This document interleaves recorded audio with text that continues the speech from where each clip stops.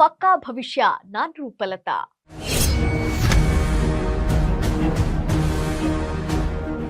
ಇವತ್ತು ಯಾವ ರಾಶಿ ಬಗ್ಗೆ ಮಾತಾಡೋಣ?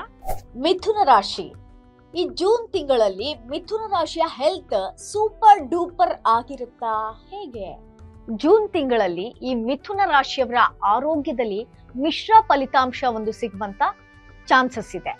ತಿಂಗಳ ಮೊದಲ ಭಾಗದಲ್ಲಿ ಟೈರ್ಡ್ನೆಸ್ ಆಗುವಂಥದ್ದು, ಸುಸ್ತಾಗುವಂಥದ್ದು, ಹಾಗೆ ಒಂಥರ ಲೇಜಿನೆಸ್ ಕೂಡ ಹೆಚ್ಚಾಗ್ಬೋದು. ಲೇಜಿಯಾಗಿ ಮನೇಲಿ ಕೂತ್ಬಿಡೋಣ ಅನ್ಸುತ್ತಾ? ಹೆಂಗೆ?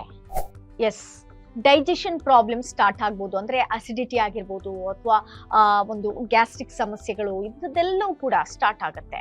ಆದ್ರಿಂದ ಆಹಾರದಲ್ಲಿ ನೀವು ಎಚ್ಚರಿಕೆಯನ್ನ ವಹಿಸ್ಬೇಕಾಗತ್ತೆ. ಸಿಕ್ಕಿದನ್ನ ತಿನ್ನೋಕ್ ಹೋಗ್ಬೇಡಿ, ಆಮೇಲೆ ಸ್ಟಾರ್ಟ್ ಆಗುತ್ತೆ ನಿಮ್ಮ ಉದರ ಸಮಸ್ಯೆಗಳು. S, correct. ಏನಾದ್ರೂ ಪ್ರಿಕಾಷನ್ ತಗೋಬೇಕಾ? ಕೆಲವೊಂದು ವಿಷಯಗಳನ್ನ ನೀವು ಪಾಲಿಸ್ಬೇಕಾಗತ್ತೆ. ಅಂದ್ರೆ ಸಮಯಕ್ಕೆ ಸರಿಯಾಗಿ ನೀವು ಊಟವನ್ನ ಮಾಡುವಂಥದ್ದು, ಲೇಟ್ ಆಗಿ ಎಲ್ಲ ಊಟ ಮಾಡಬಾರ್ದು. ಟೈಮ್ ಟು ಟೈಮ್ ಊಟ ಮಾಡ್ಬೇಕು. ಅದಕ್ಕೆ ಹೇಳೋದು ಟೈಮ್ ಟು ಟೈಮ್ ಚೆನ್ನಾಗಿ ತಿನ್ನಿ ಅಂತ. ಹೆಚ್ಚು ಆಯಿಲಿ ಫುಡ್ ಆಗಿರ್ಬೋದು ಅಥವಾ ಮಸಾಲೆಯುಕ್ತ ಆಹಾರವನ್ನ ಕಡಿಮೆ ಮಾಡಿದ್ರೆ ಮಿಥುನ ರಾಶಿಯವರಿಗೆ ಒಳ್ಳೇದು. Fried chicken, paneer shallow fry, gobi ಇದೆಲ್ಲ ತಿನ್ನೋದು ಸ್ವಲ್ಪ ಕಡಿಮೆ ಮಾಡಿದ್ರೆ ಚೆನ್ನಾಗಿರುತ್ತೆ. ಯೋಗ, ಧ್ಯಾನ ಮಾಡಿದ್ರೆ ನಿಮ್ಮ ಮನಸ್ಸು ಕೂಡ ತುಂಬಾ ಶಾಂತವಾಗಿರುತ್ತೆ. ಧ್ಯಾನ ಮಾಡಿ. ಸಾಕಷ್ಟು ನೀರು ಕುಡೀರಿ, ನಿದ್ರೆ ಚೆನ್ನಾಗಿ ಮಾಡಿ. Drink water, sleep well. ಸುಖ ನಿದ್ದೆ ಮಾಡಿ ಹಾಯಾಗಿರಿ, ನೀವು ಖುಷಿಯಾಗಿರಿ. ಈ ಮಿಥುನ ರಾಶಿಯವರಿಗೆ ದೊಡ್ಡ ದೊಡ್ಡ ಆರೋಗ್ಯ ಸಮಸ್ಯೆಗಳಾಗಿರ್ಬೋದು ಯಾವುದು ಕೂಡ ಇಲ್ಲ. ಸಣ್ಣ ಸಣ್ಣ ಒಂದು ಆರೋಗ್ಯದ ಸಮಸ್ಯೆಗಳು ಬರುತ್ತೆ. ಆದ್ರೆ ಇದು ಸಣ್ಣ ಆರೋಗ್ಯದ ಸಮಸ್ಯೆ ಅಂತ ನಿರ್ಲಕ್ಷ್ಯವನ್ನ ಮಾಡಬೇಡಿ, ನೆಗ್ಲೆಕ್ಟ್ ಅನ್ನ ಮಾಡಬೇಡಿ. ಸಣ್ಣ ಒಂದು ಏನಾದ್ರೂ ನಿಮ್ಗೆ ಪ್ರಾಬ್ಲಮ್ಸ್ ಬಂದ್ರೂ ಕೂಡ ನೀವು ಡಾಕ್ಟರ್ ಸಲಹೆಯನ್ನ ಪಡಿಬೇಕಾಗತ್ತೆ. ಹಾಗೆ ಈ ಜೂನ್ ತಿಂಗಳಲ್ಲಿ ಇನ್ವೆಸ್ಟ್ಮೆಂಟ್ ಏನಾದ್ರೂ ಮಾಡಬಹುದಾ ಅನ್ನೋ ಪ್ರಶ್ನೆ ಮಿಥುನ ರಾಶಿಯವರನ್ನ ಕಾಡುತ್ತೆ. ನಿಜ ತಾನೆ? ಜೂನ್ ತಿಂಗಳಲ್ಲಿ ಮಿಥುನ ರಾಶಿಯವರು ಇನ್ವೆಸ್ಟ್ಮೆಂಟ್ ಅಲ್ಲಿ ತುಂಬಾ ಕೇರ್ಫುಲ್ ಆಗಿರ್ಬೇಕು. Be careful. ನೀವು ಈ ಜೂನ್ ತಿಂಗಳ ಸ್ಟಾರ್ಟಿಂಗ್ ಅಲ್ಲಿ ಯಾವ್ದಾದ್ರಿಗೆ ಇನ್ವೆಸ್ಟ್ಮೆಂಟ್ ಮಾಡ್ಬೇಕು ಅಂತ ಇದ್ರೆ ಅರ್ಜೆಂಟ್ ಮಾಡಬೇಡಿ, ಆತುರದಿಂದ ಡಿಸಿಷನ್ ಅನ್ನ ತಗೋಬಾರ್ದು. ದುಡುಕಿ ನಿರ್ಧಾರ ತೆಗೆದುಕೊಳ್ಳೋದಕ್ಕೆ ಹೋಗ್ಬೇಡಿ. ಹಳೇದು ಏನಾದ್ರೂ ಇನ್ವೆಸ್ಟ್ಮೆಂಟ್ ಗಳಿದ್ರೆ ಅದರಿಂದ ನಿಮ್ಗೆ ಲಾಭ ಬರುವಂತ ಚಾನ್ಸಸ್ ಕೂಡ ಇರುತ್ತೆ. ಮತ್ ಹೇಗೆ ಇನ್ವೆಸ್ಟ್ಮೆಂಟ್ ಮಾಡ್ಬೇಕು ನಮ್ಮ ಮಿಥುನ ರಾಶಿಯವರು? ಯಾವ್ದಾದ್ರು ಈಗ ಜಾಸ್ತಿ ರಿಸ್ಕ್ ಇರುವಂತ ಇನ್ವೆಸ್ಟ್ಮೆಂಟ್ ಗಳಿದ್ರೆ ಅದರಿಂದ ಸ್ವಲ್ಪ ನೀವು ದೂರ ಇದ್ರೆ ಬೆಟರ್. ಹಾಗಾದ್ರೆ ಯಾವ ರೀತಿ ಕೇರ್ಫುಲ್ ಆಗಿರ್ಬೇಕು ಅಂತ ಒಂಚೂರು ಹೇಳ್ತೀರಾ? ನೀವು ಕೆಲವೊಂದು ಎಚ್ಚರಿಕೆಗಳನ್ನ ವಹಿಸ್ಬೇಕಾಗತ್ತೆ.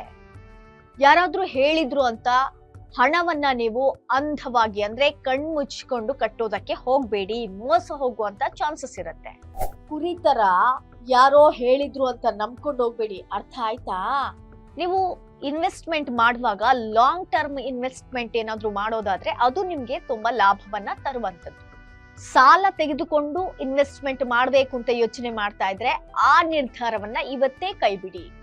ಸಾಲ ಮಾಡಿ ಆದ್ರೂ ತುಪ್ಪ ತಿನ್ನು ಅನ್ನೋ ಮಾತು ಇಲ್ಲಿ ಸೂಟ್ ಆಗಲ್ಲ ಅನ್ಸುತ್ತೆ. ಈ ಪ್ರೀತಿ ಪ್ರೇಮ ಜೂನ್ ತಿಂಗಳಲ್ಲಿ ಹೇಗಿರುತ್ತೆ?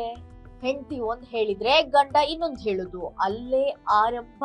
ಪ್ರೇಮ ಅಲ್ಲ, ಮಿಸ್ಅಂಡರ್ಸ್ಟ್ಯಾಂಡಿಂಗ್ಸ್.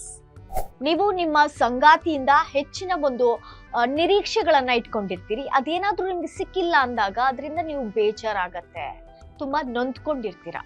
ಜಾಸ್ತಿ ಎಕ್ಸ್ಪೆಕ್ಟೇಷನ್ಸ್ ಬೇಡ. ಹಾಗಿದ್ರೆ ಸಿಂಗಲ್ಗಳು? ಈಗ ಸಿಂಗಲ್ಗಳಿಗೆ ನೋಡೋದಾದ್ರೆ ಹೊಸ ಪರಿಚಯಗಳಾಗುವಂತ ಸಾಧ್ಯತೆ ಇದೆ. ವಿಶೇಷವಾಗಿ ಯಾರಾದ್ರೂ ನಿಮ್ಮ ಫ್ರೆಂಡ್ಸ್ ನ ಮೂಲಕ ಏನಾದ್ರೂ ಹೊಸ ಪರಿಚಯ ಆಗತ್ತೆ. ಆದ್ರೆ ಅಟ್ರಾಕ್ಷನ್ ಬೇಗ ಆಗತ್ತೆ. ಆದ್ರೆ ಅದು ನಿಜವಾದ ಪ್ರೀತಿಯ ಅಲ್ವಾ ಅನ್ನೋದನ್ನ ನೀವು ಪರೀಕ್ಷೆ ಮಾಡ್ಕೋಬೇಕಾಗತ್ತೆ. ಕಣ್ಣಾರೆ ಕಂಡರೂ ಪರಾಮರ್ಶಿಸಿ ನೋಡು ಅಂತ ಅದಕ್ಕೆ ಹೇಳೋದು. ನಿಮ್ಗೆ ಜಾಸ್ತಿ ಟೆನ್ಷನ್ ಕೂಡ ಇರುತ್ತೆ. ಈ ಜೂನ್ ತಿಂಗಳಲ್ಲಿ ಜಾಸ್ತಿ ಸ್ಟ್ರೆಸ್ ಎಲ್ಲ ಇರುತ್ತೆ. ಆದ್ರಿಂದ ಆ ಒತ್ತಡದಿಂದಾಗಿ ಜಗಳಗಳು ಆಗುವಂತ ಸಂಭವ ಕೂಡ ಇದೆ. ಪಾಪ.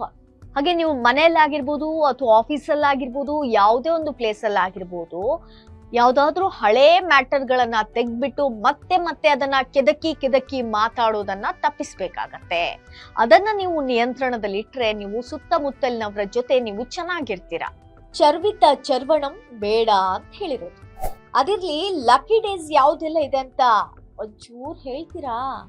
ನಿಮ್ಮ ಲಕ್ಕಿ ದಿನಗಳು ಯಾವುದಂದ್ರೆ 5, 9, 14, 18, 23, 27.